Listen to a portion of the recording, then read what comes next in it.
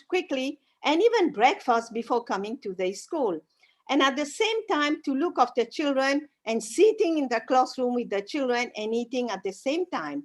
They do not take a balanced meal and healthy foods, and certain types of food which they bring can increase their stress and level, like they can take, a fast food, salty food, and very often you see oily food also, which these foods also can activate the stress mechanism in them and falling sick in the long run. And what we'll see also with the children in the classroom and not eating a proper diet, there may be faulty breathing. They don't breathe properly. And in a crowded classroom, or where many, there is improper lighting, there is pollution, there is harmful materials in the classroom, no natural air, oxygen circulating in the classroom, lack of windows, doors, etc. Their breathing habits may tend to influence, these problems of their health and their diet, and also their nervous system also is influenced by that. And very often we have noticed that teachers have faulty postures of sitting, standing, walking, and very often we hear about teachers don't sitting properly. And this also causes problem with them, and also having problem in their health, in their well-being. Teachers standing in classroom, preparing lesson, talking near the whiteboard, etc., is very faulty sometimes, which causes health problem. So they have to take precautions and a good healthy diet also, which is recommended. I'm going to talk about this. And also we have seen that about diseases. Teachers can develop chronic health problems if they do not eat well and healthy food in the long run. And teachers most of the times, shout loudly in the classroom. Excessive talking can also cause this loss of the muscular energy and affect the nervous system. And also about the overexertion, exert themselves a lot. This also causes imbalance in the nervous system. And what can be done if we see to help teachers to have a healthy, to be well in the classroom, in the school, and for themselves to be overall healthy? They have to get rid of the stress which has been accumulated in them. And what to do, what they have to do in the classroom, at home, or even outside. In the long run also, they have to take care and to observe certain exercises, to observe right sitting postures, to keep the spine straight, to feel confident and energetic at work. And to prevent excess of talking unnecessary, they have to observe certain minutes of silence or, mental peace and dissolution of stress. Techniques which help in achieving these are called conscious relaxation techniques, which they have to put focus on. Teachers can go for meditation to quiet their mind, and whereby there is a slowdown of all body function which were aroused during the classroom, which were aroused during the teaching and learning in the classroom. Stretching exercises, they have to look for stretching exercises, and sitting for long hours, they have to do some exercises. Like, when sitting, they can stretch out or rotating their muscles, their jaw, their toes, their wrist, rotating anti-clockwise, clockwise rotating of their wrist, of their eyes, of their lips, like this. They can rotate it several times, and they can also sit and continue at the same time to do their work, And also stretching exercises, like I said, for the necks, for the mouth, lips, and eyes, everything. This can help to boost energy and refresh the mind for both the teachers and the students. At home also, they can do aerobic to release accumulated stress, pressures, tension, work which help to release the bound up energy in tight muscles. Teachers can go for massage therapy by gradual pressing and releasing the muscles. In our school, we have the massage therapy for the children, where teachers also at the same time, they have their massage therapy at the same time children are having. So this also helps a lot, and it get the muscle, loosen, and tension, tightness vanishes. And teachers can go for swimming, and as in we organize swimming in the school once in a week, twice in a week, near another school which have a swimming pool. We bring the children there, and the teachers also, when they go, they take swimming session there, which and this water therapy, it acts a great relaxant for a tired and tense body and mind, for the teachers as well as for the students. And as we know, yoga, you all know about yoga, what is the benefit of yoga. Simple yoga inspired, the bends and twists which it brings awareness, focus to the body. This also is very important. And I talked about the problem of breathing. So they can, they can have a few sessions, minutes of breathing in the classroom, breathing in out, breathing in out, breathing in, breathing out. This can help them in the classroom. Deep, subtle relationship with the state of the body and the mind, and eliminating the imbalances in the body.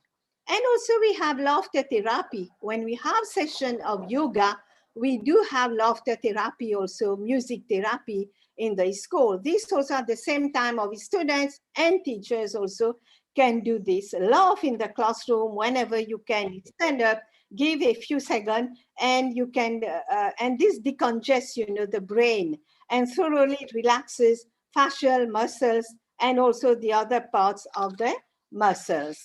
So these therapies bring a lot of changes in the teachers and the students. Because in a good laughter, the whole body vibrates. It's very important to put this in mind. You have dancing, shaking of the body. We have dancing session. We have music session in the classroom. So here also, dancing is same, shaking of the body goes as the aerobic also.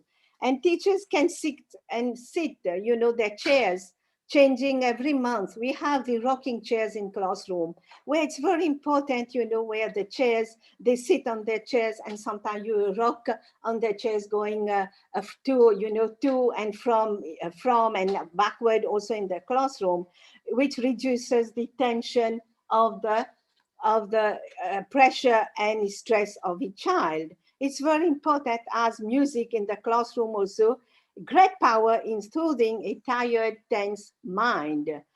At the same time, this benefit the student also. As we know, music therapy can cure various physical and psychological disorders, especially for our children and students, and especially for our students also who have so many psychological problems coming to our school, diseases and various types of disability like Down syndrome, deaf, dumb, and diseases, having pains, and so many psychological problems. And and I have found with my experience that have a touch with the nature also. And when I did my experiment, my dissertation for the postgraduate, I did on the field trips, and I applied it in my school, the contact with nature. Very often I will let the teachers in their planning, in their lesson plan, the where they have to undergo the lesson, and go outside, sit under a tree and let your student talk to the trees, to the nature, look at the sky and talk to listen to the chirping of the birds, the flying of the bird in the sky. And this, because we are working with students who are sick, and even taking into consideration our teachers at the same time, the health, the well-being, our teachers. Look at the plants, the flowers, see them, inhale fresh air, and do your class session outside for your 30 minutes of your lesson there. And this also brings, some changes in the teachers, and which they can bring their health, even their health and their wellness in the classroom. And to conclude, but with the last thing, I will have to talk on the diet and nutrition. And as I have been also a home economics educator, I have a lot to talk on the diet of our teachers and our students. But here I'm going to just to talk on this 3 non-communicable diseases. Our students, our teachers have to take good diet to prevent the non-communicable diseases, which are very prevalent for the time being in Mauritius, and also about the communicable diseases like we are having COVID and influenza and cold and many diseases which we are having. For high blood pressure, diabetes mellitus, cardiovascular diseases, I will advise, counsel the teachers, the students, and as we do in school, to have a very important, a proper diet, which can reduce disease risk. Eat a variety of food. When they are bringing in their tiffin box in school, bring snacks like, green peppers, carrots, salad, of cabbages, radish, beetroot, and mix with fruits. And for our children, as I say, play on the color of fruits and vegetables in the tiffin box. Advise them to do this. And also to maintain desirable body weight if obesity is a problem. Control your diet. Restrict total fat intake. Don't bring fast food contain, fat, cholesterol in your diet, which actually, in Mauritius, it's becoming it's a fashion now in Mauritius, fast food. You will see everyday fast food going on, even in Saturdays and Sundays. In every corners of the villages, you will see fast foods being sold onto the public. So restrict total fat intake to nearly 20 to 30%. And then also, reduce the cholesterol, as I have just said. Maintain intake of complex carbohydrate at about 50% of total energy intake. Your carbohydrate, play on it. Take your rice, your bread, and also your fruits and vegetables should be more than that. Reduce salt intake, less than 4.5 grams a day. Intake salt is not very important. You can reduce also your salt cured, preserved, and smoked food. Very often you see the preserved food, canned food, very fashionable nowadays, but reduce it. Reduce intake of refined and processed sugar. This will less to 10% of total energy intake. Increase the intake of fruits, vegetables, and whole grain cereals. And with this, I will conclude because I know time is very, yeah. So thank you, everyone, and next time. Thank you so much, ma'am, for your valuable inputs in today's session. You really covered a lot of corners of today's session. Thank you so much. Now I would like to invite Dr. Sagarika, ma'am. Ma'am, thank you so much for joining us, first of all. And I would like to hand over to you without wasting much time because people are really waiting for you to speak on this topic more for. So hand over to you, ma'am. Hello, good evening, everyone. And thank you very much, Ms. Sapna, for having me on this particular platform. And teachers and their well-being is a topic which is extremely close to my heart. And all the more during these pandemic times, for the simple reason that our teachers are, as much as the doctors are frontline warriors, our teachers are also frontline warriors. And had teachers not been there, I think the education system would have totally collapsed. As much as the doctors are delivering day in and day out, we teachers have also, similarly, we are also delivering all the time. I mean, we've never taken a break. The day COVID went, I mean, the day the lockdown was declared, the teachers took to online learning as fish takes to water. None of us were prepared for it, absolutely not prepared for it. We were all ready with everything happening face to face, and suddenly going online. And in India, everyone is not techno savvy, So going online at that particular point of time was actually stressful, very, very stressful for teachers.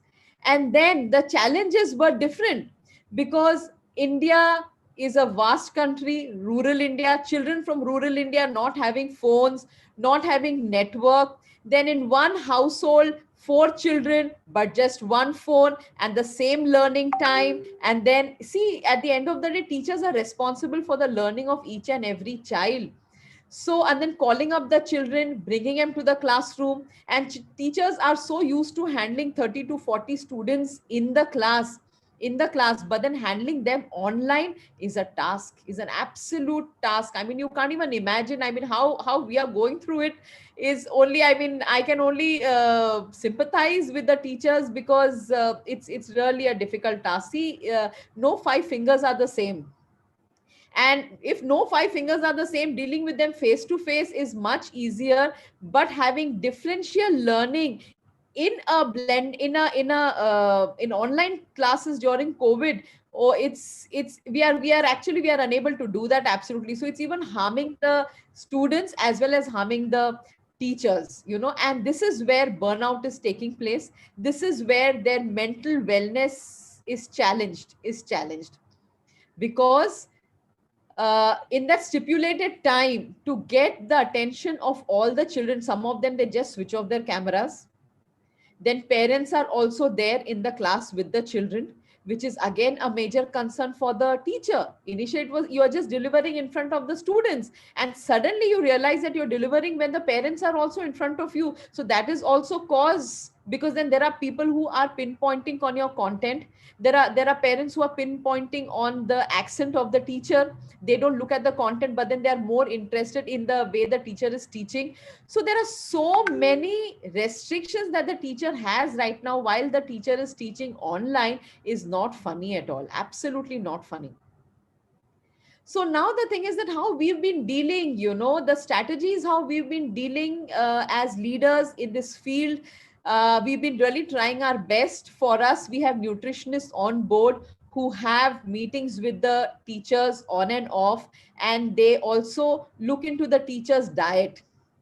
Our nutritionist looks into the teacher's diet, a day-to-day diet. They have already scheduled, they have put in a diet chart, that is what suits them best. I mean, it should be a light diet, so that, I mean, see, if your diet is good, if your stomach is fine, then your brain works well. You have your oxytocins, you have your everything in place, and then you have that zeal and zest to teach in the class. And especially when, during these challenging times, when you really have to keep on, the same point has to be repeated again and again and again and again. In one go, children don't understand, so that's multiple repetition, and the pressure of completing the syllabus in that 30 minutes or 40 minutes of whatever the duration the lesson is. So nutrition is very important. Then we've also got psychologists on board. So the psychologists on board meet the teachers on and off. The teachers are there, they can call the psychologist up the anytime if they have, because see, we need to understand the teachers right now are not only battling classes online, they are also battling with their children at home. Their children are also involved in online classes. Plus, when it was complete total lockdown, maids weren't allowed at home. And then now that it's a partial lockdown, though maids are allowed at home, the rate at which corona has increased, they have cases in the house. They have cases in the house. So taking care of your loved ones, dealing with the death of your near and dear ones, taking care of children at home, and then teaching is, you can imagine the kind of stressful environment that the teachers are in. So it is really, Ms. Sapna, it's a wonderful topic that you have broached, and really my heart goes out to each and every teacher on a global platform, that everyone is doing a wonderful job. So what we do is we space out the lessons for the teachers. We give them a break in between. It is very important that the teacher remains hydrated all the time, especially as Miss Kriti Lata spoke about, the weather changes. Over the period of time, we've seen weather changes. So now it is very important that the teachers are allowed in these classrooms, we allow teachers to have tea, to drink water, because being hydrated, it is important to remain hydrated. And then also we ask all the teachers to have a sumptuous breakfast. So what we've done is we've delayed the class timings. Instead of the class, normally a school starts at 7:30, but here, while it is online, we've delayed it to 8:39, so that all our teachers are comfortable. They can finish their household chores, and once they finish their household chores, they can have a good stomach fill, and then they can attend the classes. So we've started working in benefit of the teachers that way. Then also, as much as the teachers understand, are really experiencing burnout, so are the children. So what happens in between the classes, we have a lot of brain exercises, a lot of left brain, right brain exercises. Like, for example, you join the hands this way, and then your thumb, you roll it clockwise, and then you roll it anti-clockwise. Then your index finger, you roll it clockwise, you roll it anti-clockwise. This way you go through all the fingers, your little finger clockwise, anti-clockwise. So this is nothing but it is activating your left brain and right brain, and all the fatigue that you are feeling during these classes, you can release it. Also, turning your hands clockwise, anti-clockwise, clockwise, anti-clockwise, your shoulder rolls, we make them roll the shoulders. So teachers and students, both of them, they do it just at the beginning of the class, or sometimes even in the middle of the class. Even in the middle of the class, they do it. And then, then a little bit of anulom vilom, we make them do it. And then clapping, we do a lot of clapping exercises, because clapping energizes the whole body. So we do those exercises. So with the teachers also we do that, and with the children also we do that, so that both of them are on the same page. And it's also a little more interactive, it's a little more fun with the children, because only just delivering the lecture, just one way talk, because the children have to be muted. What is happening is, in a classroom, it is always very interactive, but now during these sessions, you have to keep the children muted if you have to really explain a concept. So while the teacher is explaining the concept and the children are muted, the teacher is always howling, shouting, repeating, because again the hand is up, then there is a question, on Zoom how it is. So teachers are constantly talking, constantly there is a drain in energy, so the teacher has to be energized. So we always ask the teachers to get some kind of energy drink, or maybe a tank with them, keep it with them, so that they don't feel weak, they don't feel drained while they are delivering the classes. Yeah. And also, apart from these brain exercises, we have then we have tete-a-tete. We have a lot of tete-a-tetes with our teachers, wherein the teachers, we give them a space to speak. It is very important to hear them out. It is extremely important to hear what the teachers are going through. And I think most of the problem, we can keep teachers motivated if we give them a patient hearing. So we have special sessions once a week, where we only hear the teachers out, and we understand what are the difficulties they are facing, what are the roadblocks they are facing. And as leaders of the school, as the head of the school, what best can I do to evade these problems, or to just get the roadblock off, or to remove these hurdles from their teaching learning cycle. And then again, the students, they don't do their homework. There is no one to monitor them. At home, both the parents are working. These are nuclear families. So whom can you complain? You can't complain to anyone, because everyone is going through the same situation at this particular time. So, I mean, how can the teacher just pick up the phone and tell the parents that, sorry, your son is not doing the homework, because even the parents are equally stressed. So that's again another responsibility that the teacher has to take up. So then we have segregated times for them. That is your teaching time, your interaction time with the child, wherein the teacher interacts with the child, finds out about the well-being of the child, and then finds out whether the child is doing the homework, what are the areas of difficulty the child is facing, why is the child not performing. So that is a different time we have given, so that the teacher is also not stressed that during the 30-35 minutes she has to club everything together. So we have we've allocated separate times for them, and we've spread it out completely. We spread it out for them to make it easy for them to deal with the children on a daily basis.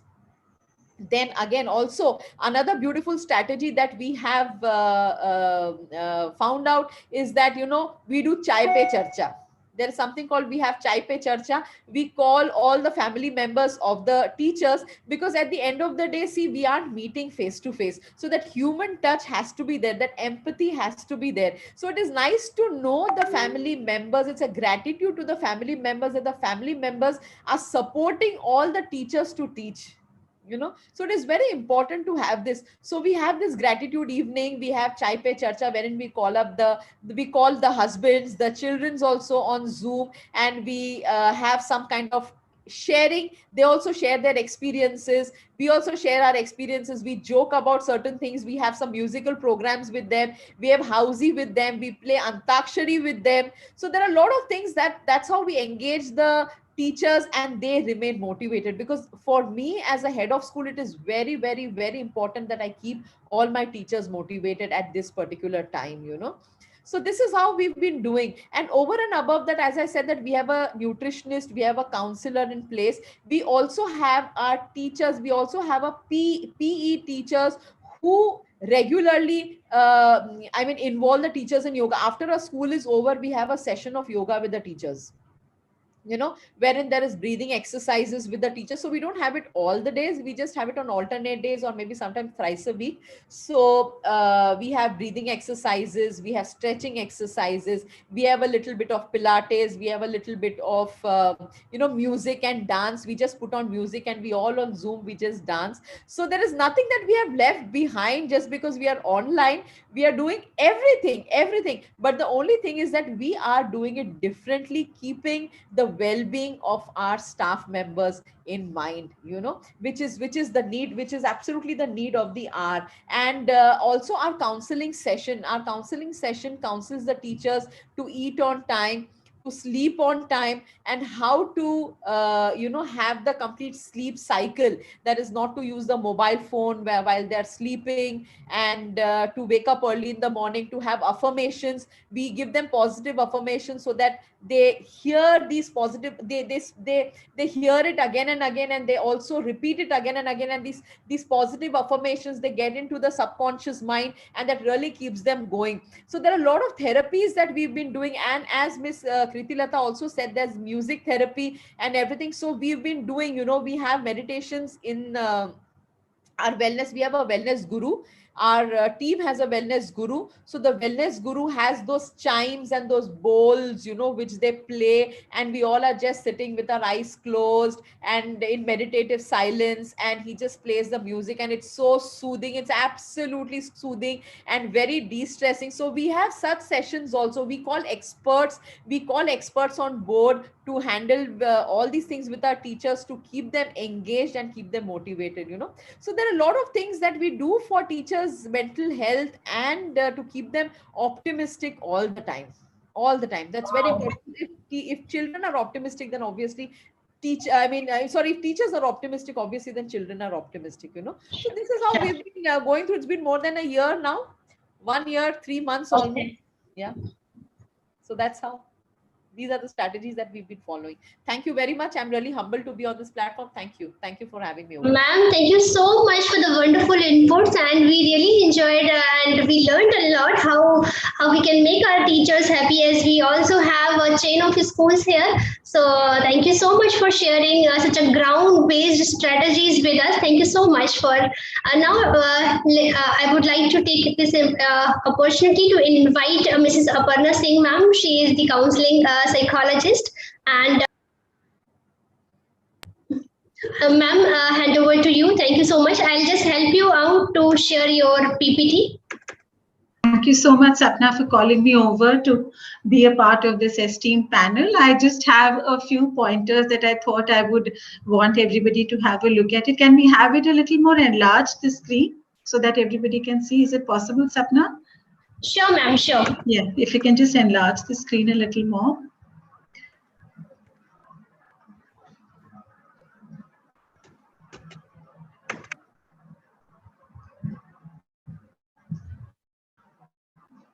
Or doesn't matter, it's okay. I mean, if it can't get enlarged. Okay, fine. So we are basically talking about two very, very important things. One is the health aspect, and the second is the wellness aspect. Now, what is wellness or what is well-being that we are focusing on?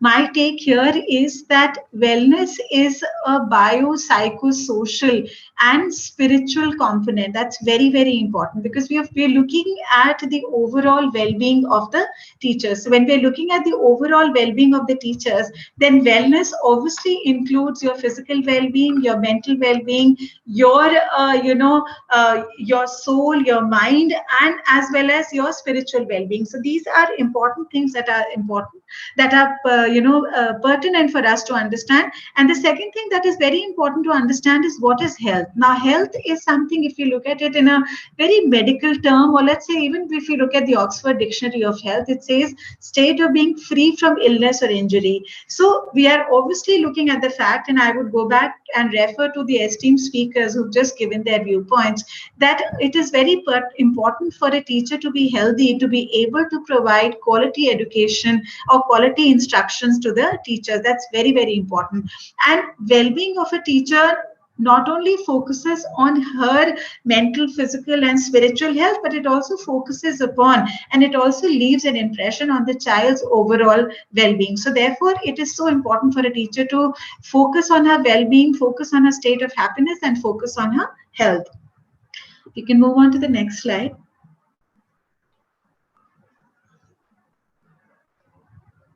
Okay, now certain important teachers' mental health prerequisites, which I feel, or strategies that I feel, which are necessary for us to focus upon during the pandemic, is that it's very important for a teacher to start embracing a growth mindset. So all teachers are sitting at home. I know that they have multiple roles to play. There's a very thin line differentiating between their role as a parent and their role as a teacher. A lot of them may not be parents, but they are in any case caregivers to their parents or to their other family members. So it's important for the teachers to get involved in doing something else which they really enjoy to do. So you can look at education, you can look at enhancing your academic proficiency, you can look at taking up some other activities. And the second important thing that I feel is that it's important to maintain, which Sagarika ma'am just said, that social support and connect. So to have events where you have families of teachers getting involved is again very, very pertinent.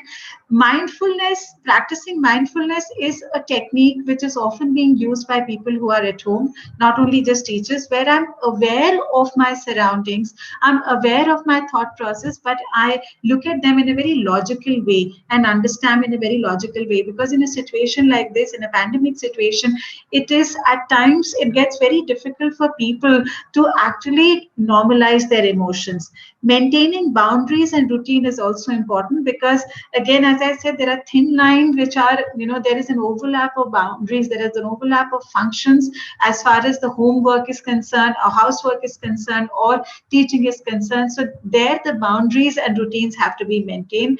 Again, there shouldn't be a blend of work and personal time. A lot of time it happens that teachers are also looking at their personal work and also looking at their work. So if there is a possibility as head of institutions, I think you can convey to your teachers that decide on your work time, and that is your work time, and decide on your personal time, and that's your personal space where nobody else should impinge upon it. It's very important to have positive emotions. The three positive emotions that I could think of was gratitude, kindness, and experiencing joy. It's very important to say thank you to everything that is around us so that we are able to, communicate the same to our students despite us living in the new normal and probably moving to the new future. It is still important for us to be able to say thank you. The gratitude of people around me, gratitude of my fellow teachers, thanking my fellow teachers, my family. Kindness also is important. I think teachers who are teaching online now, as Dr. Sagarika said, are less of disciplinarian because all students are on mute. So the teacher is focusing her attention or his attention on only teaching the content and putting across the content in the best possible way. So I think teachers have become less of disciplinarians here. And in the process of teaching, because they all want to modify their process of teaching, they want to make it a beautiful and joyful experience and know where to seek help. Sometimes teachers also may require help as far as their mental well-being is concerned, and they should be aware and they should know as to where they can seek help.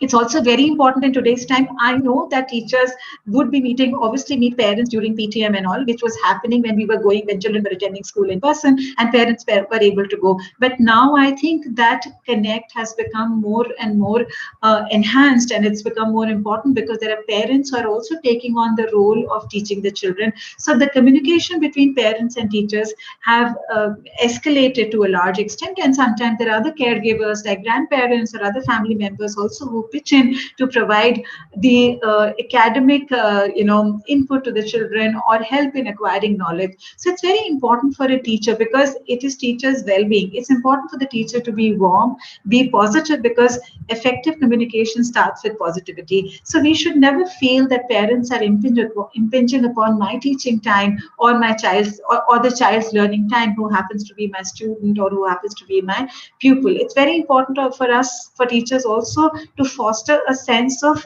trust. That's very important, because if we are not able to foster a sense of trust, then to some extent we are unable to bring in that kind of a participation from parents which are necessary for parents to give in the process of student teacher relationship, especially in today's time. So that is also very, very important, that a trust needs to be fostered where the parents feel, because I know that parents have begun to feel that probably the kind of teaching that was happening in school is not happening now. But it is important for teachers, because teachers are working doubly hard to educate children and to make children understand what is necessary for them to understand and acquire knowledge. So it is important for parents to feel and appreciate the hard work of teachers.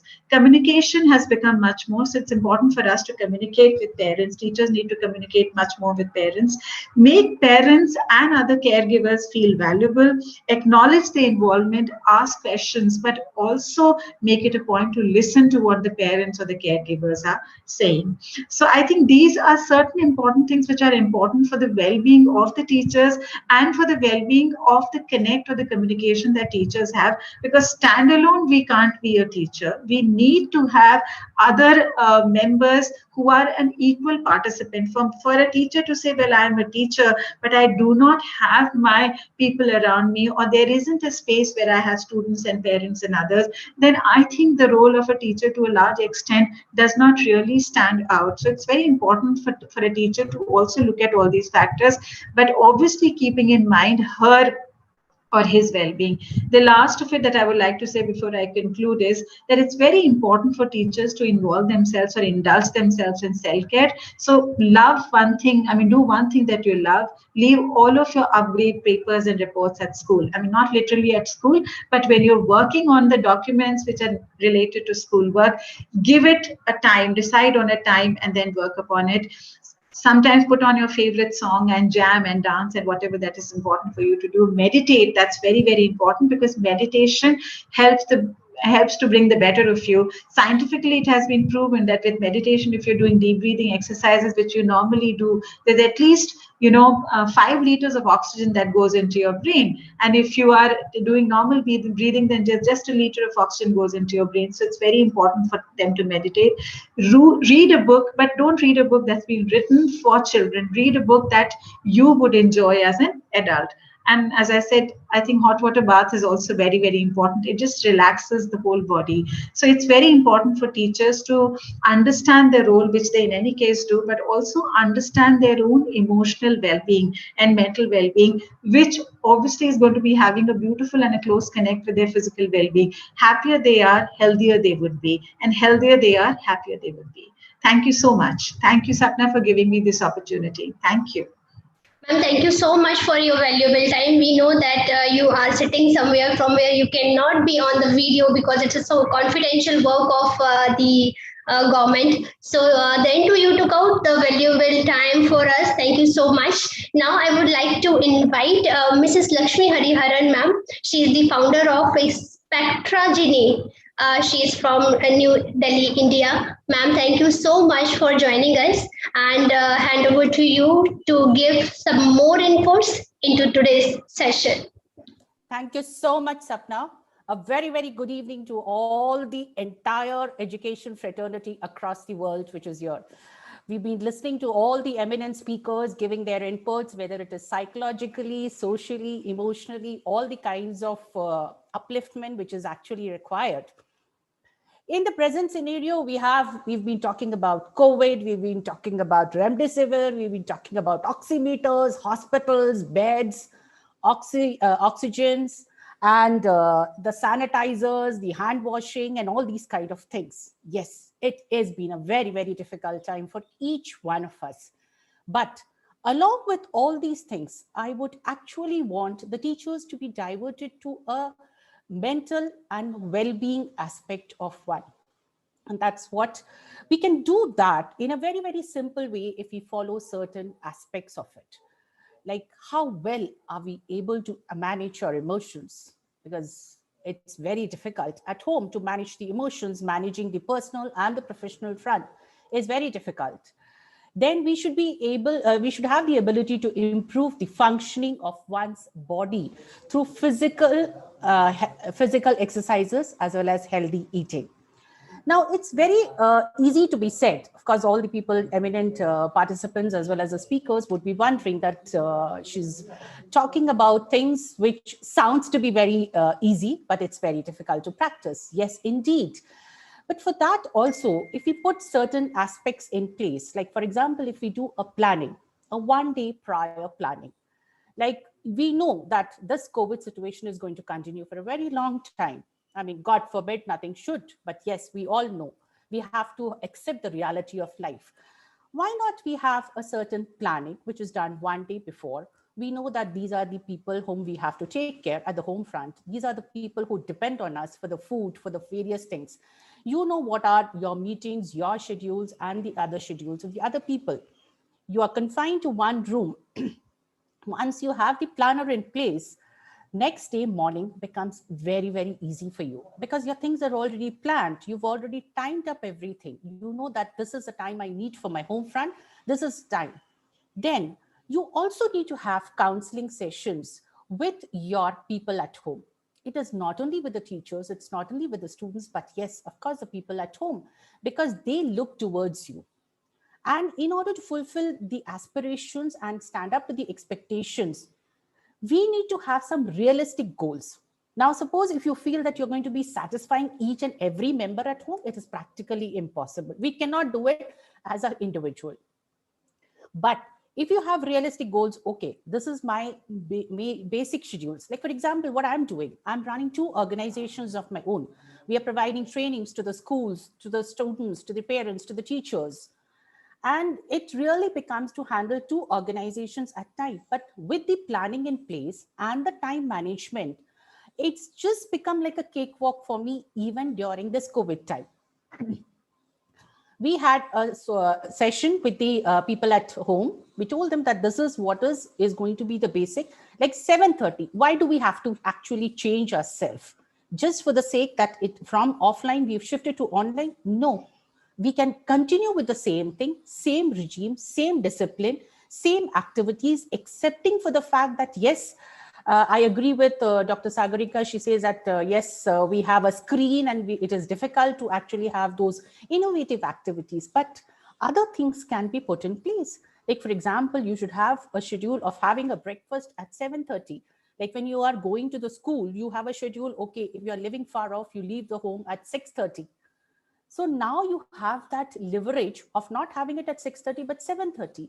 Let everybody come to the dining room, have the breakfast, and then they can push off with their normal routines.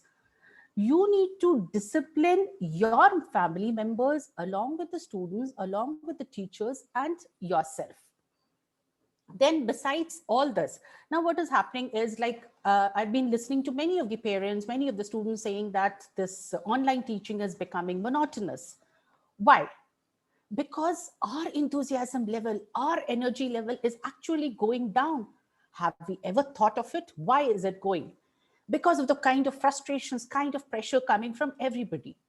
So why don't we plan it in such a way that in the morning, if you have your classes, why don't you take a walk? So it becomes a physical exercise for you. You have the fresh air, you have better things to see around you and have the class. And that's how I'm doing it. I mean, I'm observing classes We are conducting online classes also. So I'm observing classes, I'm taking classes. So that gives you the fresh air, the amount of actual oxygen which is required, the kind of enthusiasm and the energy which comes into you. That is what you're going to pass on to your children. This makes all the difference. Then you have your lunch, which is at a fixed time. After that, of course, plan it in such a way that you have maybe not much, maybe a half an hour siesta. That relaxes your mind. After that, evening, again, you plan it in such a way that you have your walk or you do your yoga. Your day, to actually overcome the stress level early in the morning, the best thing is, it's tried, tested by me. What you do is you just take your hands, keep it on the ears, press it hard as possible. Just focus on the central point on any of the deity that you believe. Because I'm not going into the Hindu, Muslim or anything, any deity that. Do it just 3 times. After that, you'll feel that all the stress which is there inside your brain, it's completely gone off. Early in the morning, when you get up, don't get up with a jerk, because already your planning is done, your time is already fixed up for everything. Always take your feet forward, backward. Start it with 10, because initially what happens is when you lie down, your body becomes stiff after a certain period. Then you rotate it clockwise and then anti-clockwise. Then slowly turn towards the left side. Why do we say with left side? Left side is basically the area where left side means, that means your right side when you turn it. So you have the sun rising, so you have the positive energy coming to you. And then you get up. Then while brushing or while your routine thing, keep rotating your eyes. Because what happens is when we are sitting in a place just focused on the computer, our shoulders starts bending, our eyes get puffed. We need to come out of all that, because we need to take care of our health. We need to take care of our posture, because a teacher who's coming on the video, the children are looking towards her. And that is what is, so you need to be as attractive as possible, and it can be done. Believe me, if you try these small tips, you will be really out of the stress. Then after that, what you do is you just practice, you have a designated workplace. Designated workplace doesn't mean that you just have to restrict yourself or confine yourself to one room, but have a designated area where, as per the plan, all your water, all your other things, everything is kept in place. Your planner is there, your pen is there. And try to use a platform like Google Meet, or you can use a platform like Teams. Teams is very, very interactive in the sense you can divide and simultaneously you can do many things together. That is, your teaching can go on, and then you can have a quiz conducted, which becomes a recapitulation of what is done. So you know what the child has already learned. After that, you have the grading also going on. So simultaneously, 3 things are being done. And if you do anything with the stress, you'll never reach to any positive conclusions. So it's always that you need to release the stress which is inside your body. You need to take care of your food, very rightly said by the nutritionist. You need to take care of your exercises. You need to take care of your emotional balance, which is there. You need to take care of your psychological thing. At times it happens like your husband comes, he'll talk about certain things, and then your children pouncing on you that they want their homework. So that's what I said, that the counseling has to be done for everybody. So if we really take care of all these aspects, I'm sure that there is nothing that we cannot, that will stop you from releasing the stress. So of course, and most important, the WhatsApp university, which is going on everywhere. People are getting carried away. So much of negativity is there. I'm so sorry to say that, but yes, it's happening. Let's control our emotions. You read so many things. Like, for example, it's been talked about the black fungus, that you have fruits kept in the basket. If they start turning black, it is a fungus, and that is what is affecting, which is absolutely a myth. Let's come out of this WhatsApp university. You read for the sake of reading, and then you should start forgetting it. That's how you need to control your emotions, which is very, very important. Start participating in community and cultural kind of a living. Like, for example, last time, Diwali, which was one of the biggest festivals of the Hindus, people really found it very difficult. They said, how are we going to restrict ourselves to the home front? I said, no, why can't we have something called a balcony Diwali? And we all came out at the same time. We fixed up a time. We all came out in the balcony. We did a combined puja.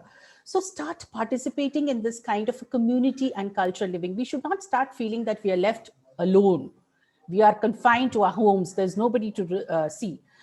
So I think most of the points had been covered up by the eminent speakers. And thank you so much, Sapna, for calling me